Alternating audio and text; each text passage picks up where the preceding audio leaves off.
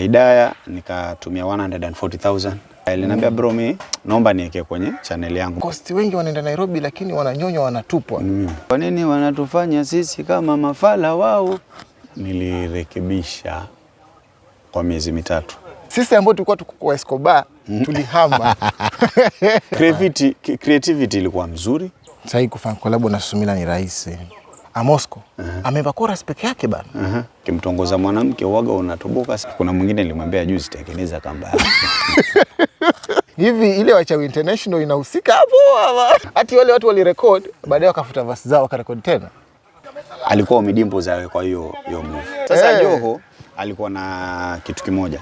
Watu wengi walikuwa wanamfuata wanataka awasaidie. Baba niwe gospel. Hiyo ngoma hiyo. Kuna jinsi fulani ambao kuna vitu fulani ambavyo utakuwa unajua kulingana na vile ambavyo project ile. Unakumbuka Omidimpo alivyokuwa mgonjwa? Alafu after kutoka South Africa akaja akafanya video Kenya.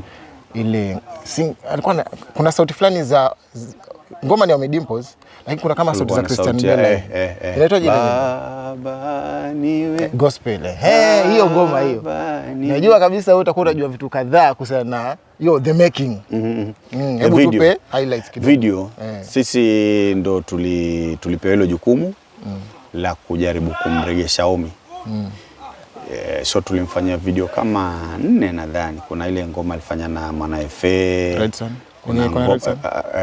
Kuna hiyo kata, kuna hiyo sijui ilikuwa inaitwa wewe kama ni baba kama ni nini. Ni wewe. Kitu kama hicho. So sisi ndo tulikuwa tunashughulikia ma location nini kila hata hela pia ilipitia mikononi mwetu, ndo tukapanga ile kitu yote. Kutoka Mombasa mpaka Nairobi. Yes. Wale wasanii ambao nyinyi ndani ya 001 mlikuwa mnafanya nao kazi. Kulikuwa na maelewano yapi? Wanalipikaje wale? Ama ndio ili wakubali kufanya collab na nyinyi? Mlikuwa mna wapi yani? Kama kwa sababu niliona trend fulani ambayo ilikuwa inajirudia. Msanii ambaye amefanya collab na msanii wa 001. Yule director anaitwa nani? Nikumbushe. Kulikuwa na Nezo. Asili Nezo yule mwingine. Bosco Junior. Kuna Nezo, tumefanya kazi na Nezo, tumefanya kazi na Bosco. So napata Femi One amefanya collab na huyu ndugu yangu my brother namsahau pole bro namsahau KO. Baadaye unapata amesimamiwa video na amefanywa video na zile. Sasa Joho alikuwa na kitu kimoja. Watu wengi walikuwa wanamfuata wanataka awasaidie. Wasanii. So mtu akija asema hakuna shida, by the way niko na msanii wangu. Hebu pigeni naye ngoma. Umenielewa? So alikuwa anafanya nini? Mtu ambaye alikuwa anajali sana wale watu ambao wamemzunguka, watu wake wa karibu. Kwa sababu hata kulikuwa na opportunity fulani ambayo ilitokezea ile Coming Back to America 2. Alikuwa Omidimpo zawe kwa hiyo move. Yeye ana mabeshte paka Hollywood ambao walikuwa wanahusika katika kushoot ile kitu. So tukawa tunaongea au madirector walikuja Malindi nakumbuka kabisa, tukakaa tukaongea. Akasema nasikia uchungu sana napeana opportunity kama hii kwa msanii kutoka Tanzania wakati niko na nyinyi hapa. Umeelewa? Lakini nyinyi hamna zile numbers ambazo wao, kwa sababu wale jamaa kienda kwa Instagram hiyo time Omidimpo alikuwa na kama 4 million. Walikuwa na pool. Umeelewa? Yes. Umeelewa? Lakini ukimwangalia Susumila yuko na kama 60,000. Sasa anashindwa kukutetea mahali fulani. Umeelewa? So hiyo ilikuwa inafanyika hivyo sana. Hata Nadia nakumbuka kulikuwa the same case. Huyo wale kina nani walikuja show, walikuwa wameitwa show, wamekuja kuperform kwa birthday ya kulikuwa na ile launch ya toaje Happy C. So wao walikuwa wanakuja kuperform. Kwa hiyo kwa ile launch kina Mviri. Na wakalipwa. Lakini wakaambiwa by the way nyinyi pigeni ngoma na Happy C na Susumila. Umeelewa? So alikuwa anatusaidia na hiyo design. Ndio umenikumbusha kwenye hiyo ngoma. Hati wale watu walirecord baadaye wakafuta verse zao wakarekodi tena. Wapi kina KO? Ati kina Mviri waliingia studio wakafanya ngoma. Baadaye wakaja wakasikia verse ya msanii. Hiyo time majizo yenyewe nao pia walikuwa wapi? Wamewaka. Waliingia kimchezo. Kulikuwa ni hiyo wajua watu walikuwa wanajibamba tu kwa sababu hiyo kitu hata tulifanya kwa hoteli. Yaani iliongelewa tu ghafla ikabidi Toti sijui nani techniques hebu chukueni vitu, njooni tuje tufanye kazi, vitu kama hivyo. So vitu kama vile saa nyingine wa kidogo vinakoseka. Ngoma ilipata heads wakubwa hivyo, Techniques na Toti. Yes. Ilikuwa kubwa sana. So kwa sababu ilikuwa ya kimchezo wakaenda wakarekodi mara ya pili. Kumbe haikuwa ati nilivyosikia mimi eti walisikia sasa sauti ya msanii mwenyewe, sasa APC wakasema hatuwezi chapwa hivi. Lazima kidogo nao pia wafanye kitu mzuri ndio kitu itoke vizuri zaidi. Sasa kwa vile wewe ndio nataka mimi nikuite captain. Kwa sababu wewe ndio umekuwa captain wa industry. Sijachaguliwa, hakuna mtu amenichagua. Hiyo ni mimi na wewe. Hiyo ni mimi na wewe. Basi wewe niite hivyo. Sasa captain, umekuwa wewe umekuwa ukiongoza hii kitu, hata makapteni wa boli bana. Mimi siongozi chochote bana. Hata makapteni wa boli wana retire bana. Wewe bado upo? Mzengala mbona haja retire? Lakini music haina umri. Bannings pia paka leo anafanya shows. Anaimba. Vybz Kartel I think yuko over 50, Snoop Dogg, Dr. Dre, Eminem, 50 Cent. Umeelewa? Kwanza mtoto wa Eminem aliolewa 20. Yes, so tuache kuagana hizo kasumba. Hakuna kuretire, mtu ana retire hapa. Wewe kama umechoka nenda. Mimi bado niko. So swali langu lilikuwa linakuja hivyo bado. Inakufaa unasikiaje yani kwamba wewe uko pale mbele tu, wengi wanakuja wanaenda. Ndio mtu akaribia kufika hapo ulipo inabidi akuombe wewe collab. Hivi ile Wachawi International inahusika hapo ama? Watajua wenyewe. Wewe ukija ni wewe umejipanga. Mimi naweza sema mimi nafanya kazi yangu. Au mambo mengine sijui. Mimi nafanya kama tuseme nimekaa karibu sijui miaka mingapi. Mimi kutoa kazi serious ya mwisho ilikuwa Kiuno. And that was like time ya corona. Maana hiyo Kiuno tulienda kushutilia time ya corona, watu wamezuiliwa kupita, sisi tulipita tukaenda tukashoot video. So paka mwaka huu ndo nimeanza tena kutoa muziki. Lakini show sasa. So hiyo time hiyo yote wao walikuwa wako wapi, si wangetoa ngoma nao show azishi kwa sababu nimetengeneza msingi mzuri, niko na hits nyingi. Ukiniita show, be assured that nitarock crowd because I have catalog yangu iko na hit song mengi. Inakaa kama mara zingine yani sio kupendelewa kwa sababu bidii imefanyika ndio, lakini sasa watu wengine hawaonekani sasa. Sasa hiyo ni shida yao. Mimi sinaonekana, mimi najiangalia mimi naonekana. Naitwa show kama uitu ni wewe, hiyo ni shida. Mimi naziona yani mpaka nasema huyu jamaa. Keki ni kubwa sana mimi wanasema. Keki ni kubwa sana. Leo Susumila yuko Kilifi, Mr. Bado atakuwa Malindi, Chikuzea atakuwa Voi, mwingine atakuwa Diani, mwingine atakuwa Bamburi, mwingine atakuwa Town Center.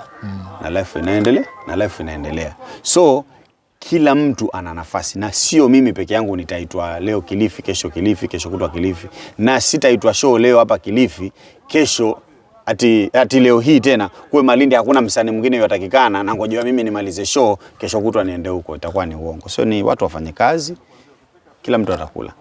Kila mbuzi atakula kwa urefu wa kamba yake. Kwa hiyo kamba yako ndefu wewe. Kuna mwingine nilimwambia juzi tengeneza kamba yako. Kamba yake ndefu.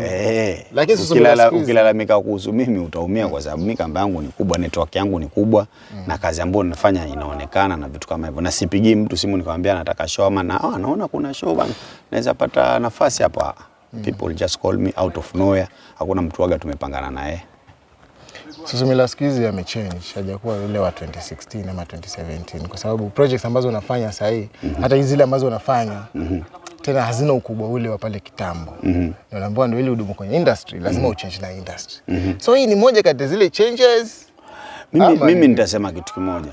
Change ni lazima. Alafu kuna ile msanii akija. Kwa sasa hii nikwambie nyimbo ya Diamond latest ni gani? Hapo sijui. Lakini ilikuwa Diamond akitoa ngoma unaijua na unaiangalia mwanzo mpaka mwisho. Mimi nina kama miaka 3, sijui 4, sijui 5. Sijaangalia video ya Diamond kuanzia mwanzo mpaka mwisho. Si hata mimi bado. Umeelewa? Lakini kuna time alikuwa tunangojea akitoa kila mtu so kila kitu kila msanii akiwa ni mgeni huaga ana moto wake. Akishazoeleka ana watu ambao wanamfuata sasa, hao ni mafans wake sasa. Sijui kama ukiblow watu wengi wanakusikia. Watu wengi wanakuona, sasa kuna wale ambao watabaki na wewe ambao watakupenda sasa wakufuatilie. Umeelewa? Wale ambao wananipenda na kunifuatilia wanajua nafanya nini, wana appreciate ama hawa appreciate, lakini wanafuatilia kile kitu mimi nafanya. Wale ambao walipenda ngoma itambaya ama waliniona kwenye Sonona wakapenda Sonona, lakini hawakunipenda mimi, wananijua kupitia Sonona, na hiyo biashara ili sio kama unanielewa. So kuna mtu ambaye halali Diamond akiposti yeye wajua hata sasa Diamond ameposti nini wanawago. Mimi sijui hata Diamond niliangalia page yake lini mara ya mwisho. Lakini kuna time nilikuwa nafuatilia. Sijui kama unanielewa. So mtu akiwa mpya kuna kuaga na nguvu yake, na kishazoeleka pia kuna mabadiliko yanakuwa. Ni mambo ya kawaida kwenye industry. Yeah. Haya, ndio kwenye I'm very sure hata ujui album ya Eminem ya mwisho ni lini. Mimi ya na there was a time ulikuwa unangoja Slim Shady imepromotiwa kwamba inatoka mwaka ujao, unafuatilia. Yeah. Nilikuwa nafuatilia time fulani. Jamaa so, ana style yake ya kurap.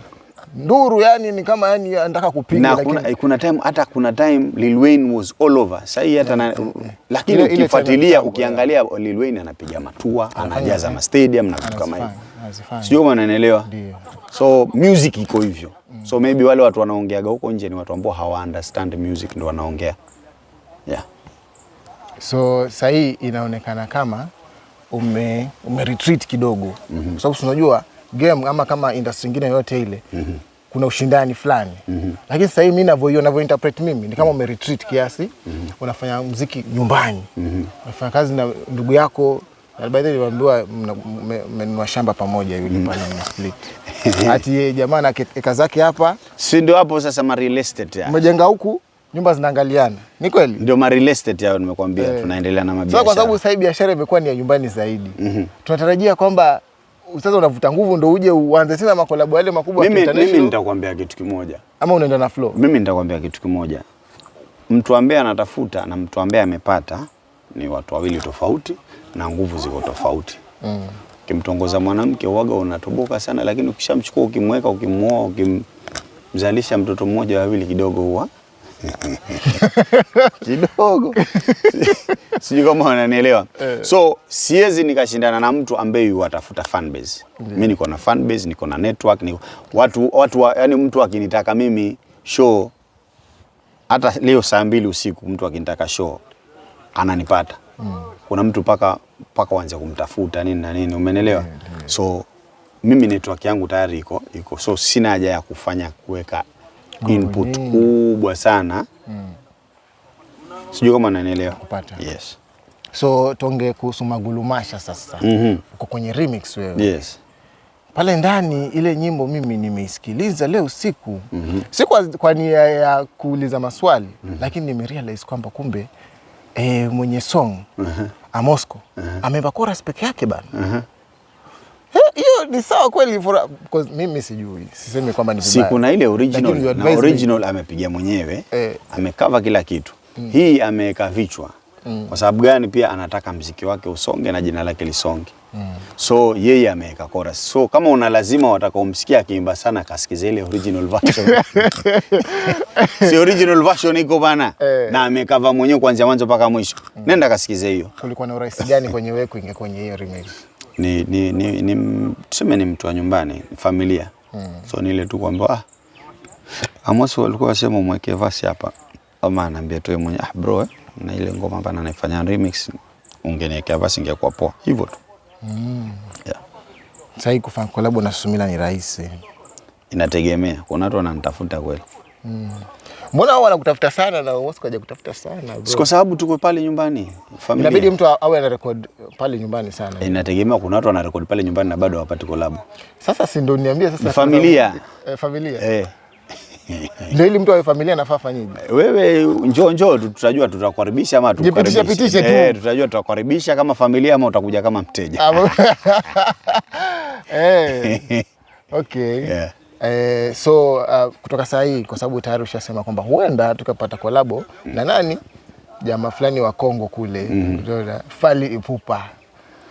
Nadhani kuna kuja moto mwingi sana. Kando na hiyo kuna moto mwingine upi ambao unaweza kuutiza hapa hivi? Acha nisiwapatie sana.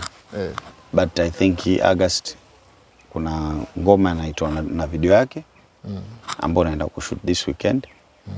Wakae mkao wa kula maybe in 1-2 weeks tutakuwa tuko hewani mbaya. tukimaliza kuna video ambayo mimi nilitoa Anderson Milani. Nadhani ulikuja ukacomment.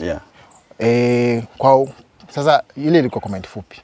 Unaweza ukaongea hapa kwenye video, unaionaje the whole project, the whole initiative, na ungependa ungeadvise brother yako mdogo achukue trajectory gani kwenye hii safari? Creativity ilikuwa mzuri. I think hata nilikomentia nikakwambia, yani kuna vile tu yani siwezi nikakuelezea lakini katika hii kazi tunafanya waga unaangalia tu mtu kitu unasema huyu yuko na kitu. Umeelewa? Akiwa makini anaweza akawa mkubwa zaidi ama anaweza akafanya kazi kubwa sana. So hiyo ndio kitu mimi naweza kwambia, ni kwamba iko ndani yako, so ni wewe tu uone vile utaitoa. Sio kama unanielewa. Si kitu cha kukwambia kwa sababu ni kitu ambacho mwenyewe umezaliwa nacho, ni kitu ambacho kiko ndani yako. So ni wewe tu ujue kwamba uko na kitu special, uko na utofauti fulani na uko na uwezo fulani ambao ukiuwekea umakini unaweza ukafanya mambo makubwa sana. Hivyo tu. Nilikuwa nataka tumalize lakini nimekumbuka swali fulani. Pole, itakuwa ya mwisho. Sitaki usimame sana. Siasa duni. Siasa duni ilikuwa ni wave ingine bro.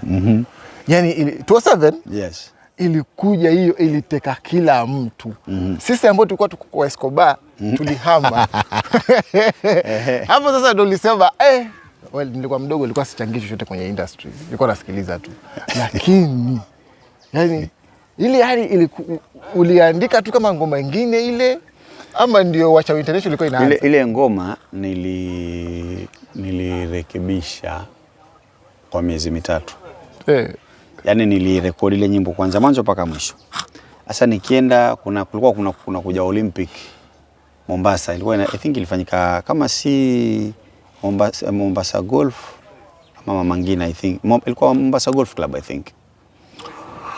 Nikapita Mtwapa, wamama walikuwa wamevunjwa vile vibanda vinakuaga pale, vyote vilikuwa vimevunjwa kwa sababu wazungu walikuwa, yani kulikuwa kunakuja wageni wengi sana, so ikabidi watu ambao barabara. Yes. Nikapata idea, nikaenda nilikuwa nangoa baa moja ambayo ni mistari 4 na valisha.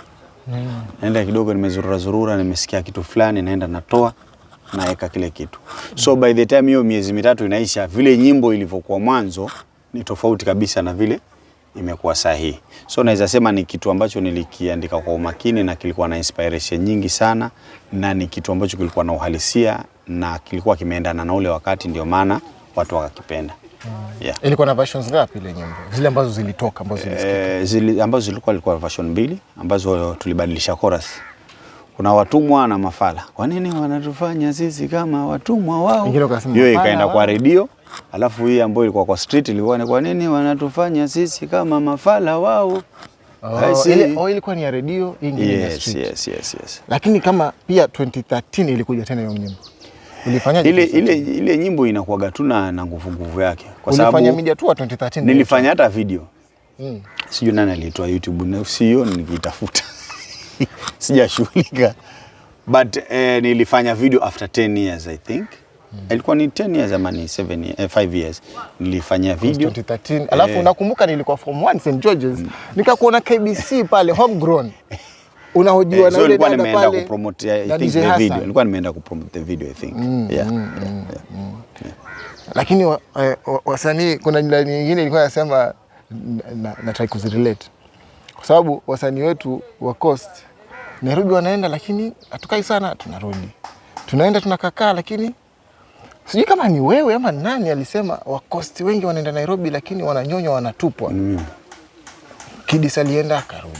Asikutaja mtu lakini nilisema hivi. Ni wewe si ndio? Nilisema wasanii Mombasani sijui nini mataje kibao wanakwenda wananyonywa wanatupwa. Kitu kama hicho. Ilikuwa ni rambirambi ile ngoma. Mbona wananyonywa? Kwani yani Nairobi ni ngumu kiasi hicho? Unaona music ni biashara very tricky, ni biashara ambayo iko na ukora mwingi na vitu kama hivyo. Na wengi wao wanatoka wakienda wanafikiria wanaenda kupata greener pastures, alafu wanafika kule wanakuta mambo hayako vile ambavyo walikuwa wanafikiria.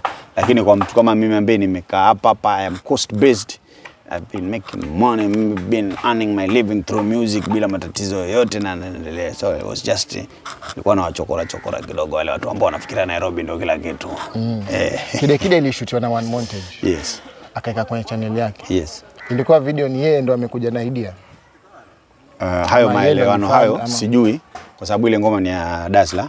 But ngoma itambaye yeye aliniambia. Sikumaanisha kide wala. Ngoma itambaye aliniambia tu bro. Ya chikuze.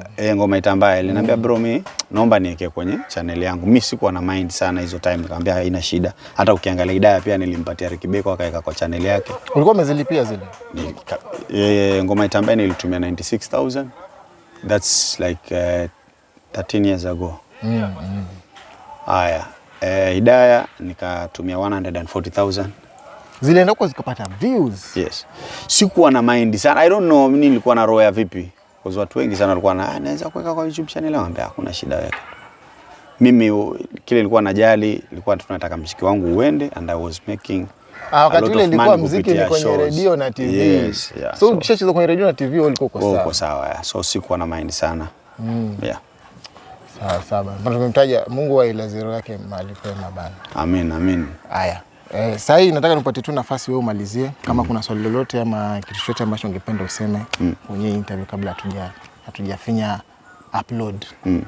Kabla tujipublish, kama kuna chochote kingine kile ambacho tujakiongelea ama wewe ungependa tumalizie. Mimi naweza sema tu na appreciate kila mtu, na appreciate fans wangu ambao wamekuwa wamenishikilia miaka yote. Na supporteni kijana. Nendeni subscribe Sumilani. Channel yako inaitwa Sumilani bado? Sumilani. Lakini uone su.mila ni.